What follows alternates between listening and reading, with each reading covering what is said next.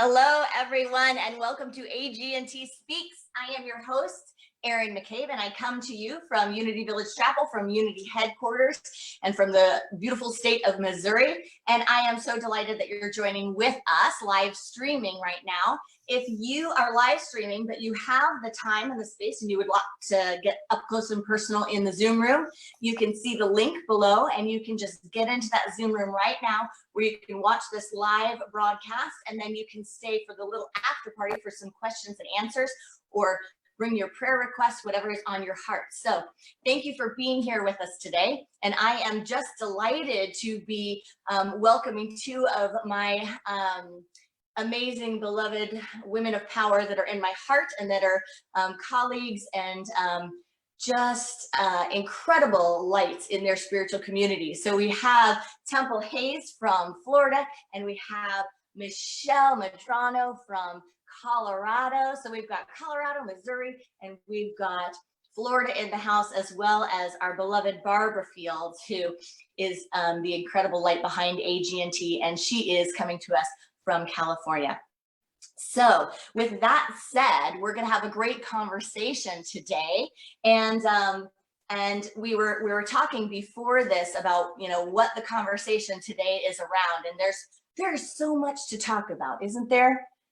There's a little bit going on in the world today, isn't there? A little bit going on in the world, and so there are so many places to go. But what we're here to do is we're here to inspire. We're here to activate the principles. We're here to find the positive. We're here to be together in new thought, in creating a world that works for all. So one of the things that has been on our minds is what the children of today are teaching us, and what the experience is that's going on for children. I know I was talking with a beloved just the other day. We both have little ones. Their little one is 3 and mine is almost 2.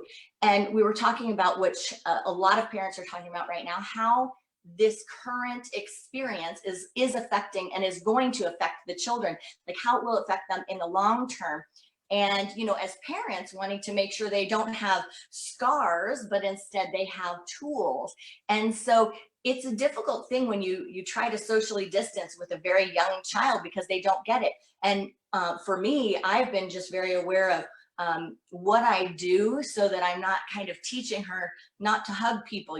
Mine is at an age where she was just a smother hugger and would run up to everyone she knows. And I'm very aware that if I'm around too many people and I keep her distance, then, that's pretty formative.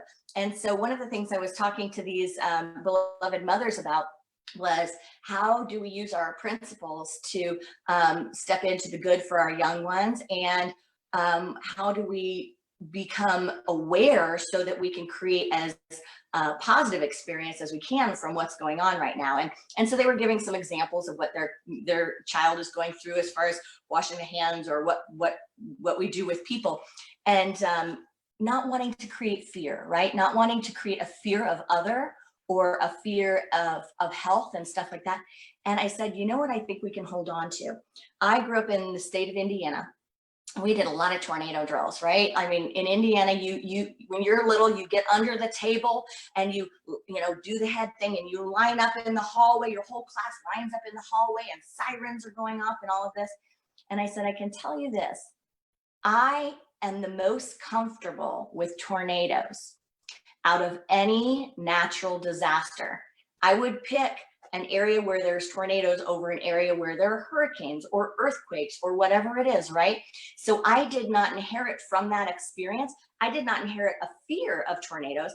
Instead, I inherited a set of tools that apply to them, and actual reasonable thinking that helps me make good choices when confronted with that, right? So whereas someone like Reverend Temple, right, in Florida, you probably have that same mentality around hurricanes that I don't have, because you've had personal experience with that. And so your mind is less probably susceptible to being drawn into fears around it, and it's probably more practical, spiritual, centered. So let's just kick off the conversation with that thought about our young ones, our world today, and where we are. Yeah, well, you called me by my name, so I'll go ahead and start. And I think it just applies to everybody, grandparents, godparents, male parents. It's in related to our children, and also schools and educators and spiritual educators. One of the things that that we are, noting, or we want to make a note of, is their world has changed as they knew it, as it has with us, of course, but we can language it and we can talk about it. So when we're talking about small ones, like my goddaughter is 4.5, and her whole world has been shaken up as far as the routine part of the world. And so what I have found, just like us with humans, adults, is that, when your routine as you knew it has been shaken up, you become more vulnerable in other areas of your life. So when we're aware of that, that's a tool of what helps someone that feels somewhat off kilter because the routine has changed, like how to give them these solid tools of grounded. So I asked Miracle, how do we do that? And she was telling me that sometimes we feel afraid, but what we want to do is we want to practice breathing into our whole heart. And I thought, that's a wise message from a little child, because we forget as adults to take full breaths. We minimize our breaths. I'm just glad we're not responsible for kicking off our breaths in the morning, because some of us wouldn't be here. But to take a full breath, but to come from the heart about it. And I found that to be very touching and very moving. And I've been really working with that idea, because that's exactly what happens. Your routine can change, but your whole heart doesn't have to change. There's so many thousands of other ways that you can connect and you can experience and all those things. And I'll pass to Dr. Michelle. Well, I really find your this whole conversation fascinating. I have a son who is 21 now, and so he's not a little one, and he was always such an introvert. So he didn't have the issue that Georgia your daughter might have, running up to hug people. It was quite the opposite. It was back off. And I really resonate with what you were talking about, with what we grow up being afraid of based on our environment. And I think it has to do with everything you mentioned, plus everything you're talking about here. And that what I noticed is that my son reacted and learned the most from being around me and how I reacted. That children are like sponges, and they take our energy in like osmosis. So as a parent, if I was very stressed and freaked out about something, he was quite little during 9/11, for example, and I had to constantly keep myself centered and be willing to logically tell him, not hide from him what was going on, but also manage my fear. Otherwise, I could see that he would start to ramp up when I started to ramp up. And that's how children learn. They watch us, not only what we do and what we say, but how we're being. They sense that and they take that in. So Miracle's suggestion of that heart space is really good for all of us to take in. And I'm missing interaction with little kids right now. My colleague minister, Reverend Josh, has a beautiful little girl, and I haven't seen her in person for quite a while, and she's growing and growing and growing, and I really miss her. And so finding meaningful ways to connect. When we've had Zoom calls, she pops into the Zoom, and helping her to connect with other people. I can tell that's important for them, and helping her to socialize and still interact with other people in meaningful ways is important. I think our children are going to remember this time as a very interesting and charged time. And if I had a little one nearby me, I would really want to help them know what's going on, help them be able to talk about what's going on, and also to mind my own energy,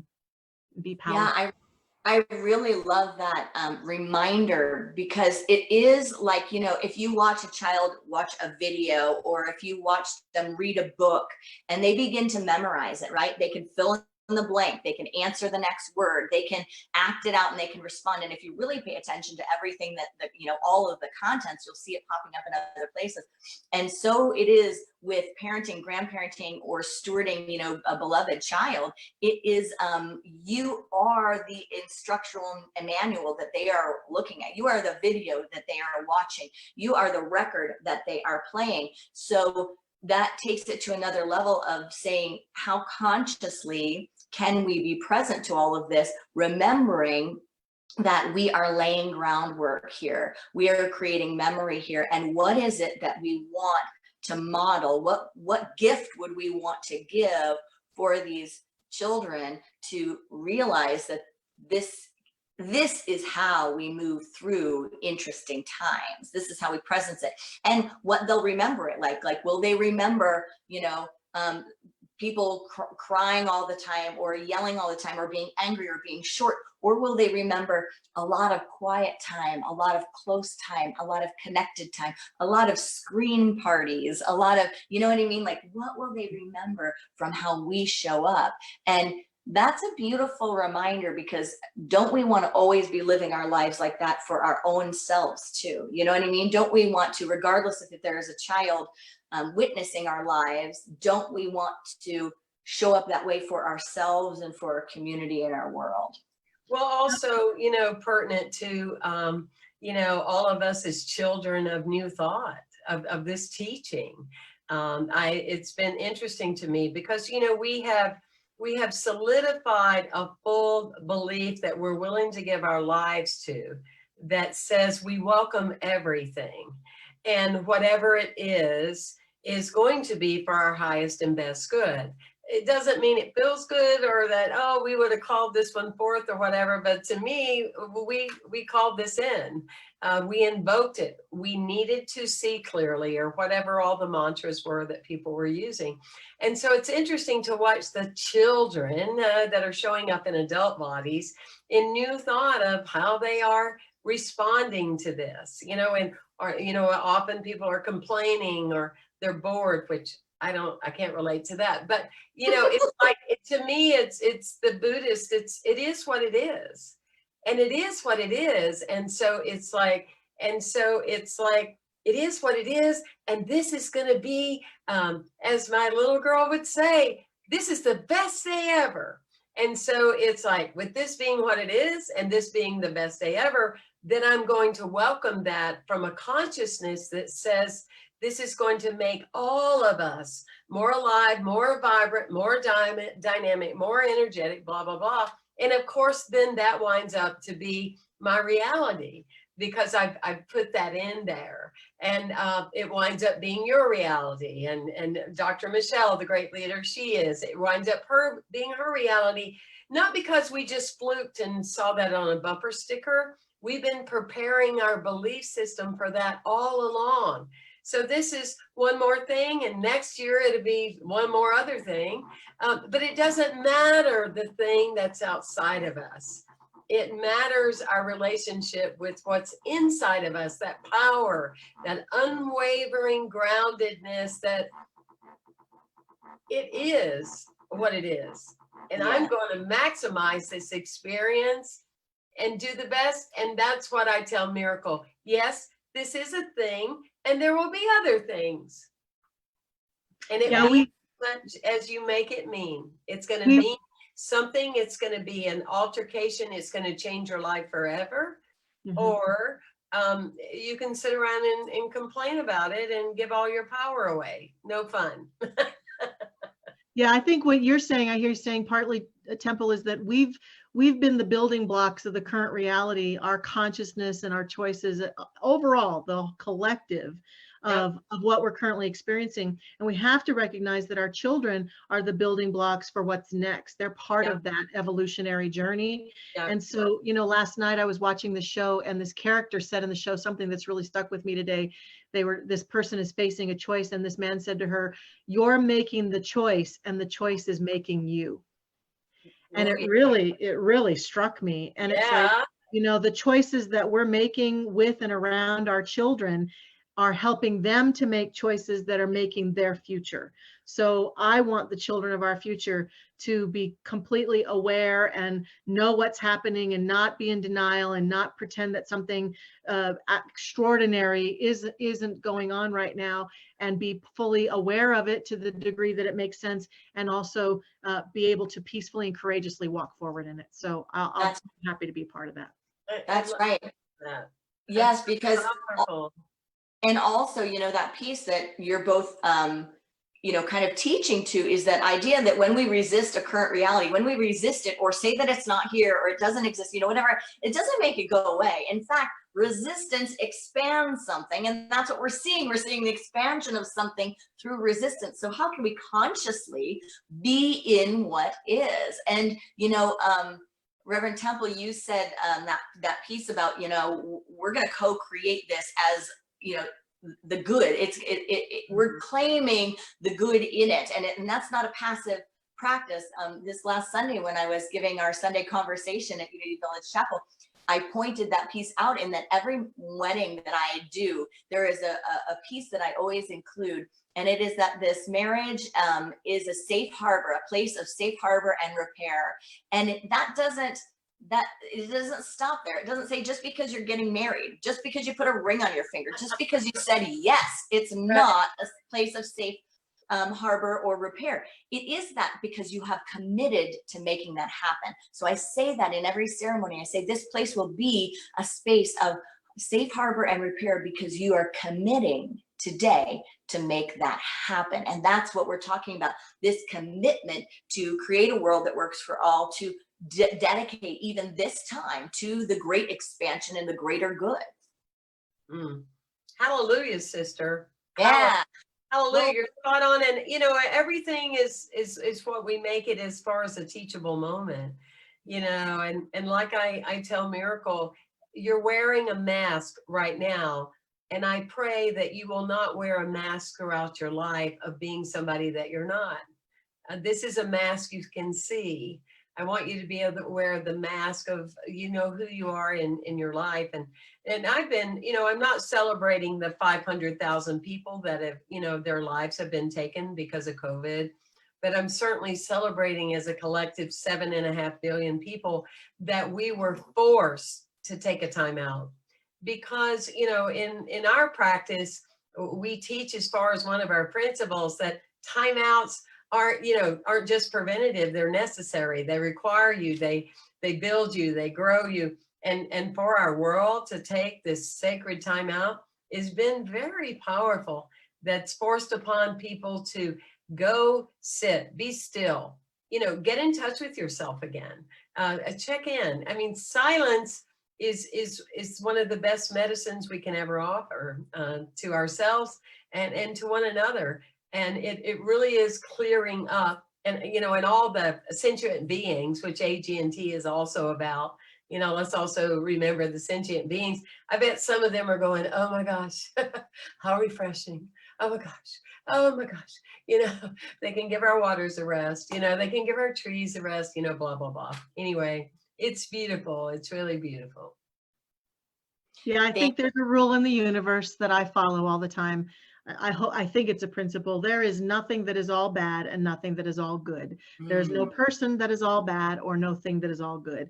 There's a lot of bad and icky stuff about this COVID thing and about the racial issues going on and about the upcoming political division that's happening in our country here in the US. But there's also great good that's coming out of it. So it really helps to keep our eye towards that. So I'm grateful for this conversation. It's been wonderful. Thank you. Yes. And the great opportunity for each one of us to look at how we're showing up, because that's what this spiritual practice, that's what New Thought is about, is to look at how are we showing up and are we in agreement with how we're showing up? And that's where our work is. So for whatever it is that issue that is most on your heart today, let's ask ourselves that question. Thank you both for being here with us, two amazing women of light and power. Please join us next week for AGNT Speaks. We will be here live on Facebook, right into your home or wherever you are. And if you want to hop into the Zoom room, we'll give you a minute here to get on into the Zoom room as we close up here. If you want to learn more about these amazing leaders, everyone is live streaming this these days, so you can hop onto the bios page, which is linked below on AGNT's website, and you can see a little bit more about everyone here, and you can find out their times and their live stream links, so that if you would like to engage in a spiritual community, or even check it out at another time, if you have a spiritual community that you're already going to, you have this plethora of spiritual nourishment available to you every week. So thank you for being here, and we'll hop into the Zoom room. Namaste. Important for us to realize that if we have moments where we're feeling overwhelmed by darkness, whether it's the darkness that's coming from this pandemic experience, the global experience, or it's our specific circumstance, or we are experiencing dark moments for other reasons, that if we're feeling those moments, having those moments, we fall in the realm of what we call normal. That all beings walk through dark times. All beings find moments of deep challenge. All beings have moments where they're not sure what to do or how to respond, where they feel taken down into a place within them that can feel so challenging. And sometimes it's from our own personal life, and sometimes it's from feeling that collective angst. And we do that because we are connected. We are alive. We are whole. Wholeness is the whole spectrum of that kind of experience. And so whether today is a moment of great joy and light or a moment of great challenge, I think that this conversation that we're having about the dark night of the soul is relevant because we simply exist and we simply move through our life and have experiences. And so I want to continue that conversation about how to dance with that darkness.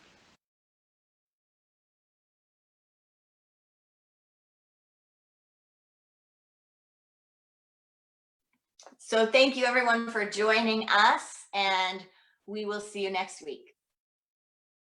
So it's a practice, and it's every day. If you find yourself right now with something in your life that is wanting to pull you in different directions, be so proud of yourself, because it means that your soul is wanting to take you to the next level of understanding. And your soul is not going to let your personality settle.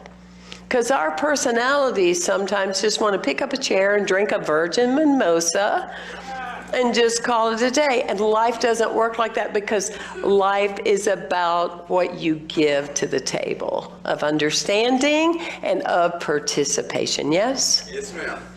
It's like, what is it? And I've asked myself this question since I was in ministerial school. What is it that makes history makers? What is it? What is that core, that part, that determination, that spirit versus history takers? Well, that's the way it is. Well, according to the averages, this is what's going to happen. Oh, well, this is the way they're predicting. The history takers. What is that distinction? New Thought has been telling us that forever humankind has control over its own destiny. And then we question often with our own ponderings how deeply engaged and enrolled we are in that. Wow. Powerful.